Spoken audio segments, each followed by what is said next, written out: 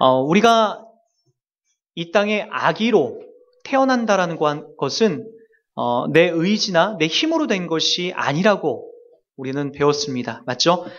여러분, 내가 태어나면서 내 아버지가 어머니가 마음에 안 들어서 다시 뱃속으로 들어간 일은 없습니다. 우리 집이 가난하다고 해서 여러분, 내가 다시 뱃속으로 들어가서 안 나오겠다라고 하는 그런 자녀는 없어요. 내 의지와 내 힘으로 여러분 이 땅을 선택하고 내 부모를 선택하여서 나올 수는 없습니다. 여러분, 구원도 이것과 똑같다라고 했습니다. 구원이라고 하는 그 자체 속에는 내가 이 땅에서 다시 태어나고 하나님의 자녀가 된다는 그 자리는 나의 힘이 거기에 단 1%도 아니 0.0001%도 그 안에 개입이 될 수 없습니다. 그래서 여러분들은 하나님의 자녀가 돼서 이 자리에 이렇게 나와 있는 거죠. 여러분, 그러나 그것뿐만이 아니라 우리가 더 중요한 것들이 뭐냐면 이제 태어났으면 부모는 계속해서 어떻게 하죠? 자녀를 자녀답게 내 새끼답게 이렇게 키워나가는 것에 모든 관심과 초점이 그 안에 있는 거예요. 사람이 가끔가다 이렇게 죽고 싶다 할 때가 있죠.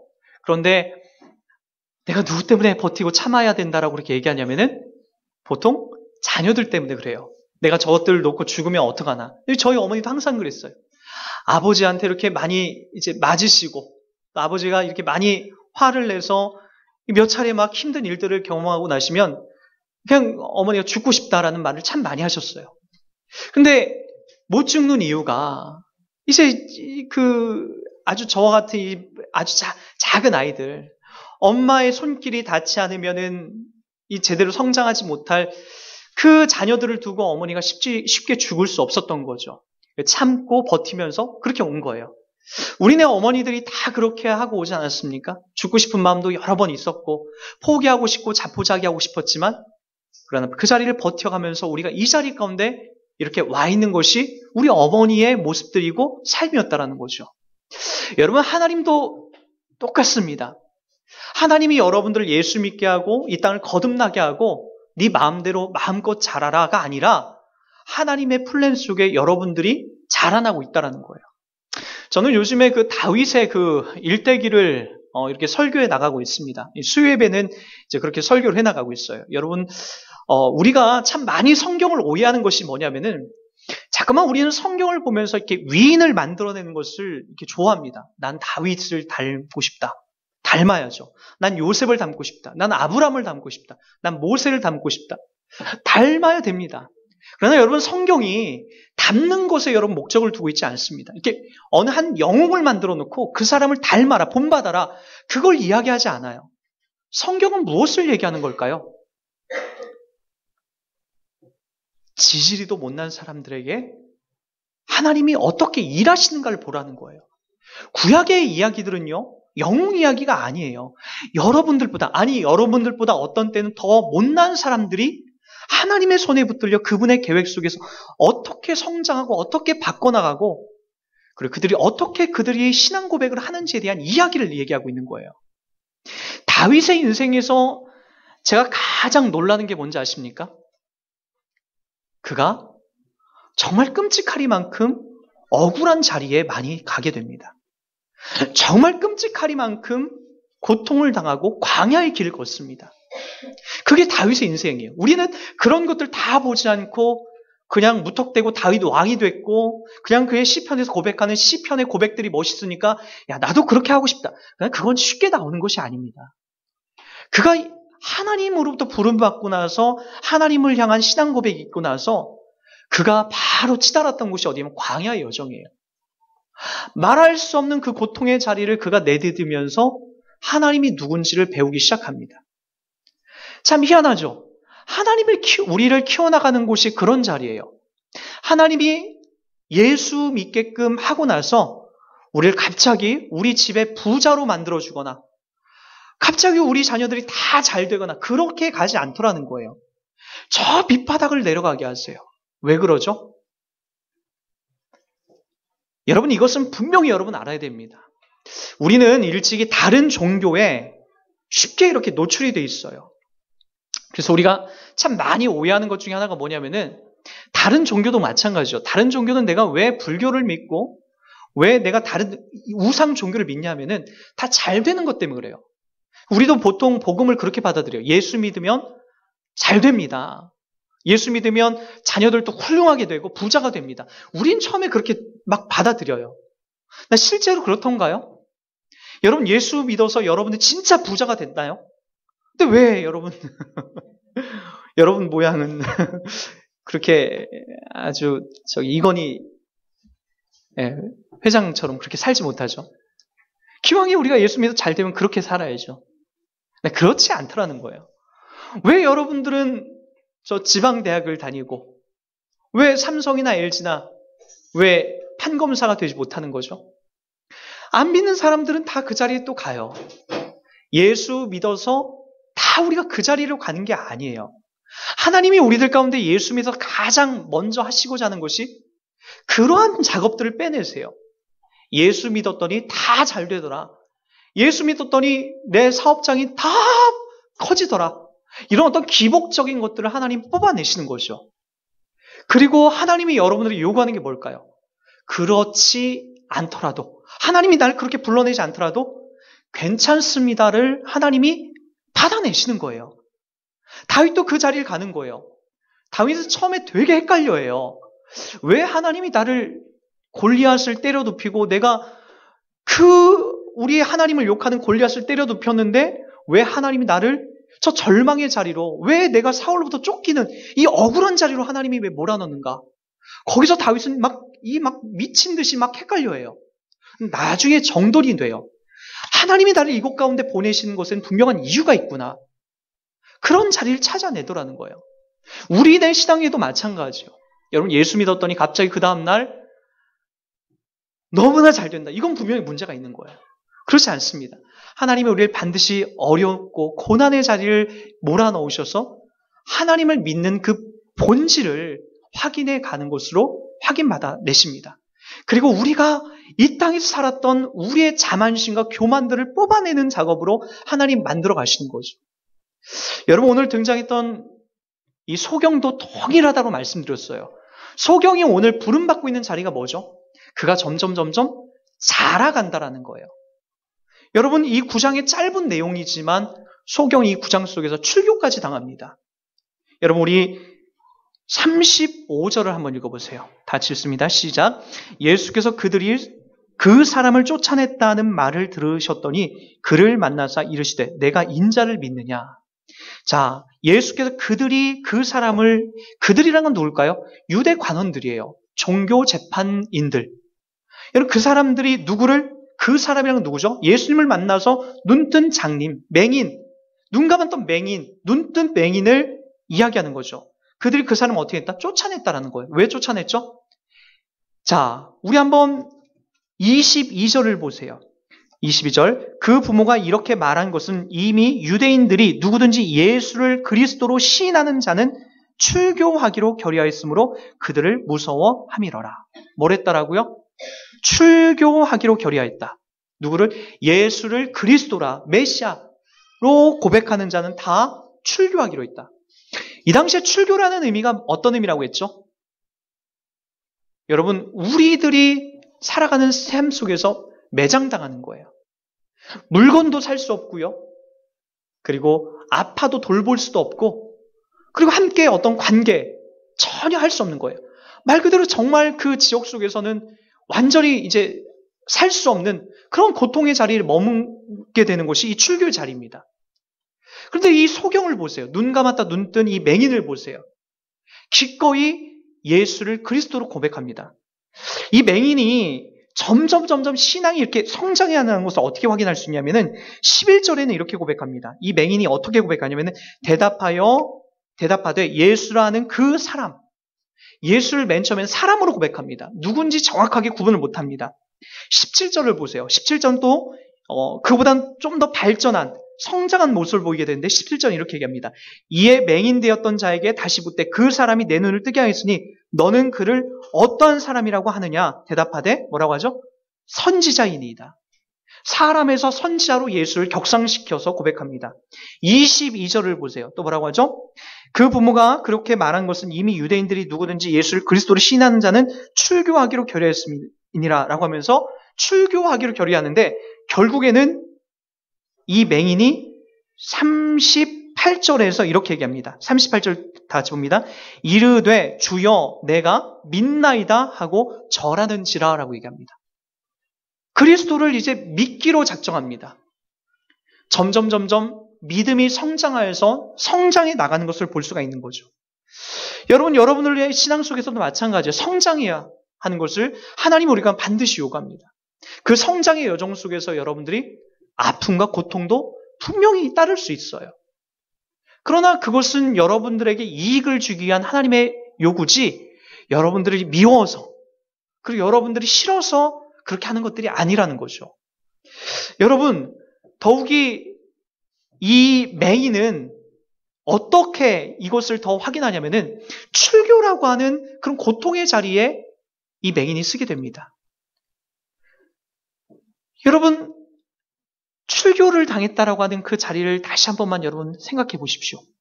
부모도 나를 모른 척해야 되고 이웃들과 관계된 거, 친구들과 관계된 거, 심지어 그 공동체 안에서 결혼조차도 할 수 없는 그런 고통의 자리에 머무는 겁니다.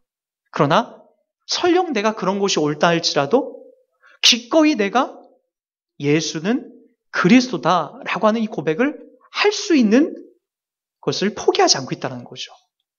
지난주에 여러분 그거 생각나세요? 베드로가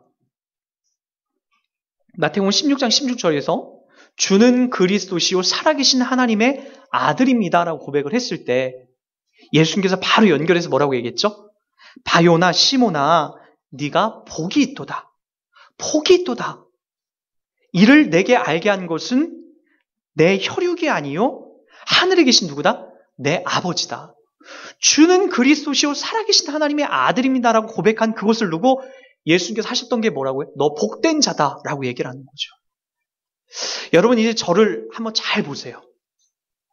여러분 제가 복받은 사람처럼 보입니까? 개척교회 목사였는데도 복받은 사람처럼 보이세요? 여러분 저는 좋은 대학도 안 나왔고요. 초등학교 내내 그냥 나쁜 도둑질만 하고 그렇게 살아왔고 어머니 정신질환으로 그렇게 고통 속에 있었고 아버지 알코올 중독자로 그렇게 지냈었고 여러분 중고등학교 시절에도 그렇게 공부를 썩 잘하지도 않았고 대학교는 서울대학교 법대를 나왔으면 얼마나 좋겠냐마는 여러분 저는 제가 나온 저희 목사님이 출신한 그 신학교 이제 성결대학교를 신학과로 이제 그렇게 나왔어요. 하나 여러분 인간적으로 봤을 때 복이라는 복은 찾아볼 수가 없어요. 근데 저는 저 인생 속에서 저 자신을 보면서 복되다라고 그렇게 저 자신을 늘 얘기합니다. 난 복된 자야. 난 복받은 자야. 왜 그러죠? 외부적으로 환경적으로 제가 누리고 있는 환경적인 요인 때문에 그런 것이 아니에요.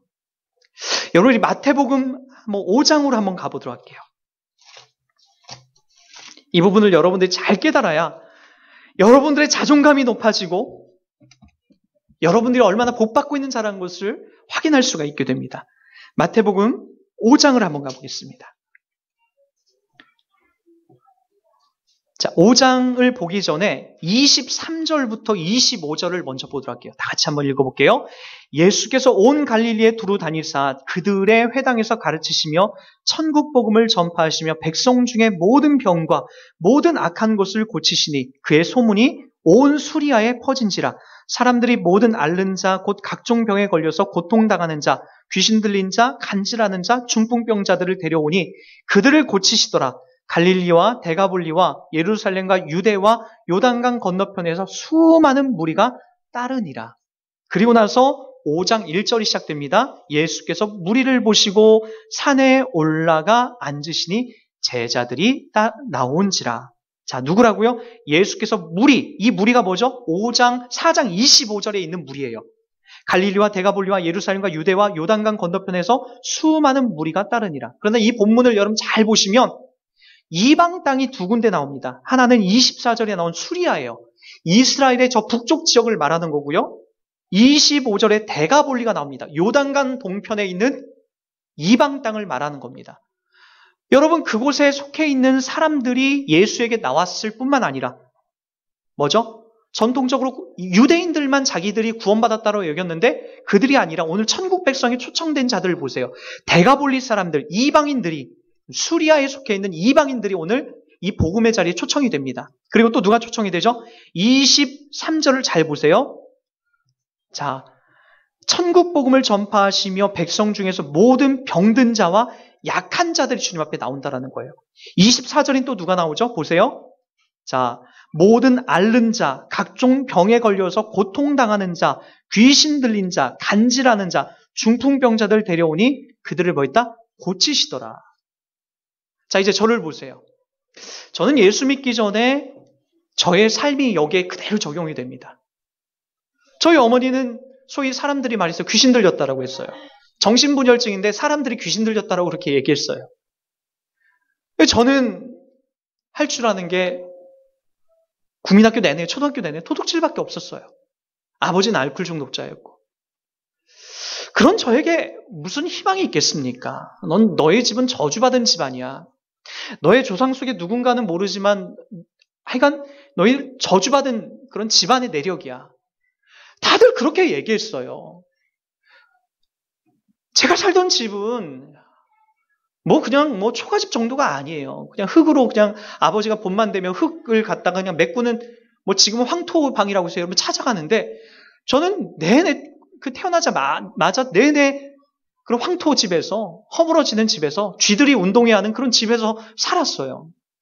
뭐 하나 내세우고 자랑할 것이 아무것도 없었더라고요. 근데 보세요.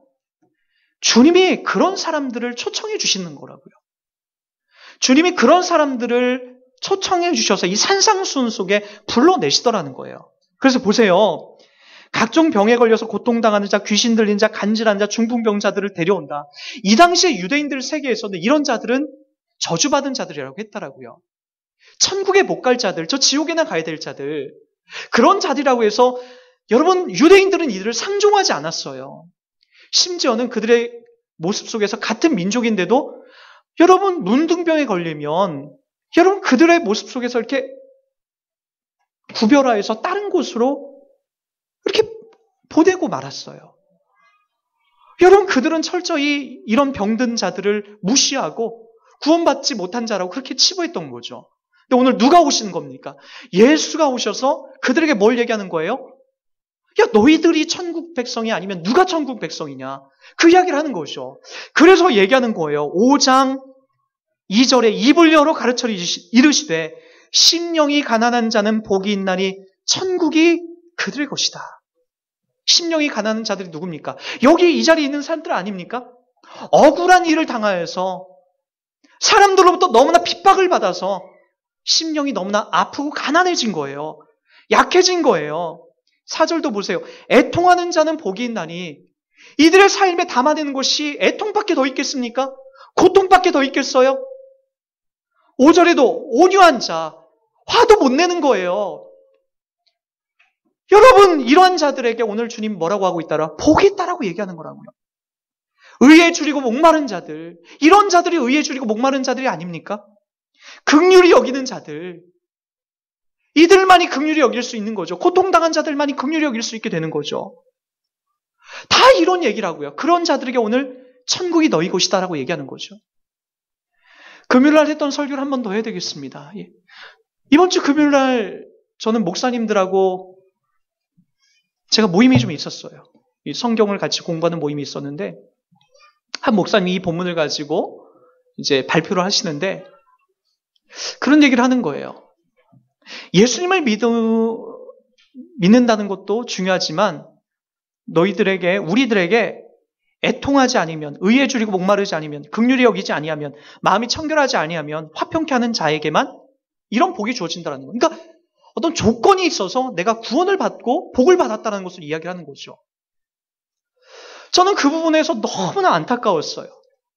오늘 주님이 복되다라고 얘기했던 자리가 뭡니까? 베드로에게 왜 복되다라고 했죠? 바위나 시몬아 네가 복되도다. 그 복받았다라고 하는 의미가 뭐예요? 주는 그리스도시오 살아계신 하나님의 아들이다라고 고백한 것을 예수님은 그것을 복되다라고 얘기를 해요. 그리고 이것을 내가 알게 한 것은 네 혈통이나 네가 배워서 된 것이 아니다. 하나님께서 내게 주신 선물이요 은총이다라고 얘기한다는 거죠.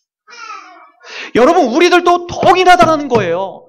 뭘 했기 때문에 내가 복받은 것이 아니에요. 내가 뭘 만들어냈기 때문에 복받은 게 아니에요. 내가 착하게 살고 깨끗하게 살았기 때문에 복받은 것이 아니라고요. 마치 흥부와 놀부 이야기처럼 흥부는 착하게 살아서 제비의 다리를 묶어줬더니 제비가 물어다닌 그 씨를 심었더니 그 안에서 황금이 나오고, 나쁘게 살던 놀부에게는 거기에서 씨를 심었더니 그냥 거기서 도깨비가 나와서 그들을 저주했다.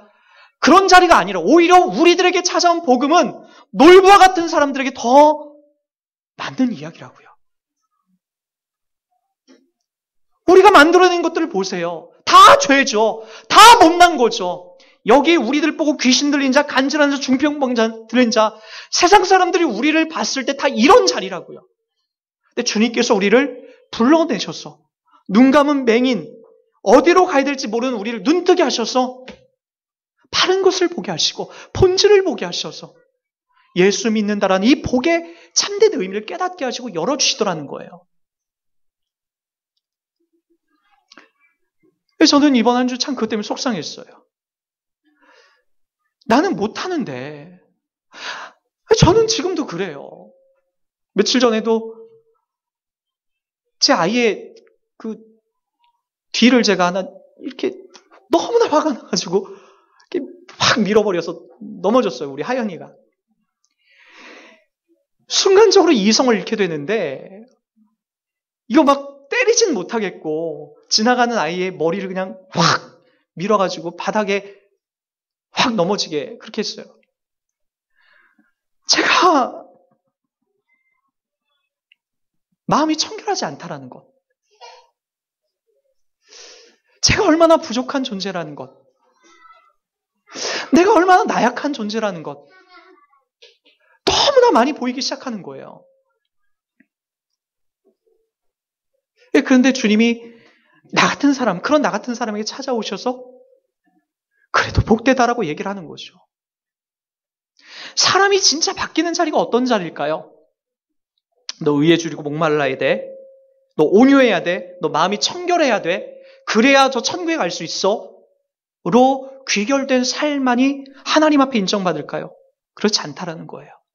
눈 감은 맹인, 어디로 무엇이 길인지 지리지 모르는 자에게 눈뜨게 한 것처럼 저 같은 사람에게 찾아오셔서 영안에 눈을 뜨게 하시고 주님을 만나게 하셔서 네가 복받은 자가 아니면 누가 복받은 자냐라고 하는 그런 자리가 우리가 믿고 있는, 예수 믿고 있는 그런 자리라는 거죠.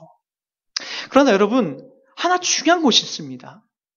그 자리에서만 우리가 머물러 있으면 안 돼요. 그 자리에 앉아서 감상적으로 빠져 있으면 안 돼요.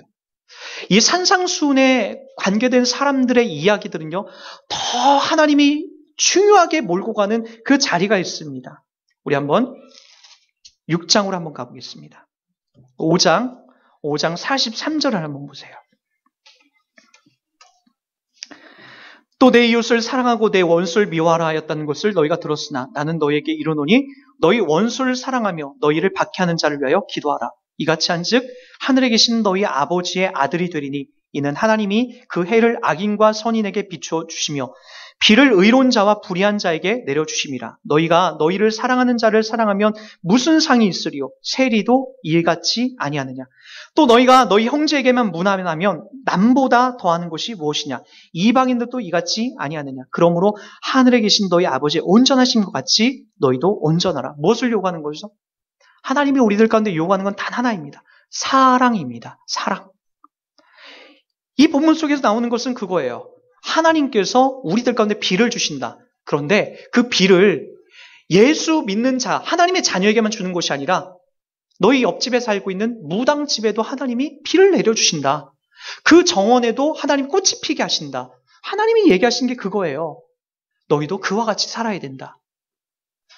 우리는 우리 자녀들을 사랑하는 것을 대단한 어떤 헌신으로 여기고 그것을 대단한 것으로 여깁니다. 그것은 누구나 다르는, 악인들도 그것을 하는 겁니다. 우리들 가운데 주님이 요구하는 게 뭐죠? 너희를 미워하는 자들을 사랑하는 그 자리로 가라. 하나님이 우리를 성숙하게 하시는 그 자리를 허락하실 때 하나님을 믿고 우리가 자라는 그 과정 속에서 가장 많이 요구하는 것이 바로 이 사랑이라는 것으로 나가게 되는 거죠. 여러분, 오늘 소경이 눈 감았던 맹인이 주여 내가 믿나이다 라고 하는 이 고백을 담아냅니다. 하나님께서 예수님께서 이 땅에 오셔서 가장 우리들 가운데 우선적으로 받아내는 것이 뭐냐면은 주여 내가 믿나이다 라고 하는 그 자리입니다. 그 자리가 어떤 자리일까요? 가장 중요한 자리입니다. 이 세상에 우리의 명예, 그리고 이 세상에서 어떤 질병을 고침받고, 그리고 이 세상에서 우리가 부자가 되는 것도 우리가 중요하고 소중하다고 여기지만 그보다 더 우리 하나님이 우리 입술을 받아내는 것이 바로 뭐냐면은 주여 내가 믿나이다 라고 하는 이 고백입니다. 그러나 그 믿나이다라는 고백 속에서는 단순히 내가 천국 간다라고 하는 그런 이야기만 담겨져 있는 것이 아니라 이 땅에서 내가 그리스도인답게 살아가는 것을 요구하는 자리입니다. 그 자리가 뭘까요? 사랑이라는 자리입니다. 내가 사랑할 수 있는 사람만 사랑하는 것이 아니라 사랑하지 못하는 자들도 사랑하는 그 자리로 흘러가게 되는 거죠. 왜 그럴까요? 주님이 우리를 아무런 조건 없이 원수되었던 우리를 사랑해 주셨기 때문입니다. 여러분들도 그 자리에 서 주십시오. 그래서 내가 믿나이다라고 하는 그 구호만 외치지 마시고 여러분의 삶 속에서 이 믿나이다라고 하는 그 삶의 의미를 분명하고도 구체적으로 담아내시는 저와 여러분의 모습이 되길 주님 부탁드리겠습니다. 여러분 잠깐 우리 기도하도록 하겠습니다.